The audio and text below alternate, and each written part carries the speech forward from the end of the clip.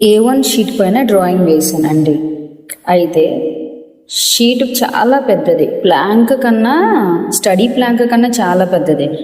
ఆ డ్రాయింగ్ పైన గ్రిడ్ గీతలు ఉన్నాయి కదా, ఆ గీతలు నేను చెరపాలి. సో ప్లాంక్ కన్నా పెద్ద షీట్ కదా, కిందనే పెట్టి చేయాలి.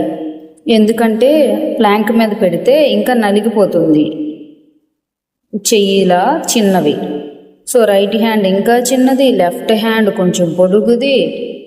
మళ్ళీ లెఫ్ట్ హ్యాండ్ వెళ్ళి రైట్ హ్యాండ్ దగ్గర పట్టుకొని రబ్బర్ పట్టుకొని చేయాలి. చాలా అంటే చాలా కష్టం అనిపించింది ఫస్ట్ టైం. అంటే ఒడిలో పెట్టుకొని చేస్తే నాకు అంత అనిపించకపోను, కానీ ఈరోజు నాకు చాలా అంటే చాలా ఇబ్బందికరంగా అనిపించింది. ఈ డ్రాయింగ్ వేసేటప్పుడు కూడా అలానే అనిపించింది. ఎందుకు అంటే ఇంత షీట్ పైన ఎప్పుడూ నేను ఇంత పెద్ద డ్రాయింగ్ అనేది నేను వేయలేదు.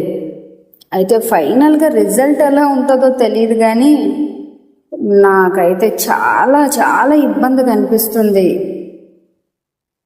ఆ చేయితో తోసేయాలి, పేపర్ రాదు. అప్పుడప్పుడు ఆ పేపర్ కూడా నా చేయితో ఇలా సైడ్కి నెట్టినప్పుడు కొంచెం గీరుతుంది. ఈ పాకెట్ ఇది కూడా రావట్లేదు, గాలికి అటు ఇటు ఆడేస్తాను. ఏం చేయాలో తెలియదు అనుకొని మెల్లగా పేపర్ తిప్పేసి అక్కడ క్లాత్ వేసేసి ఎలాగైనా ఈరోజు వీటి మీద పేపర్ మీద ఉన్న గీతలు మొత్తము నేను చెరిపేయాలి ఫిక్స్ అయ్యాను.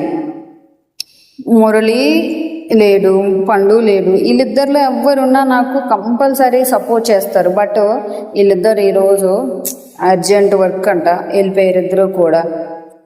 సో నాకైతే నైట్ అయితే ఒక డ్రాయింగ్ వేసాను, కలర్ వేసాను. అది 11:30 వరకు టైం పట్టేసింది.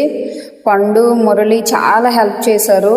బట్ ఈ డ్రాయింగ్కి అయితే ఈ గ్రిడ్ సరిపడానికి పాపం వాళ్ళకి వీలు కాలేదు.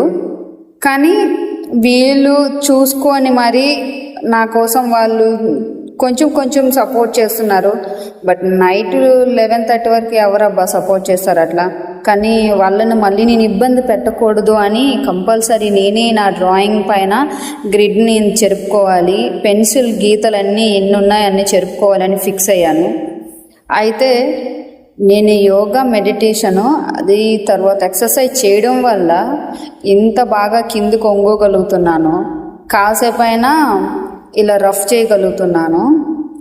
ఇంకా అలాంటి యోగా ఆసనాలు ఒకవేళ వేయకపోతే కంపల్సరీ నేను ఇలా కనీసం రబ్బర్ కూడా పట్టుకొని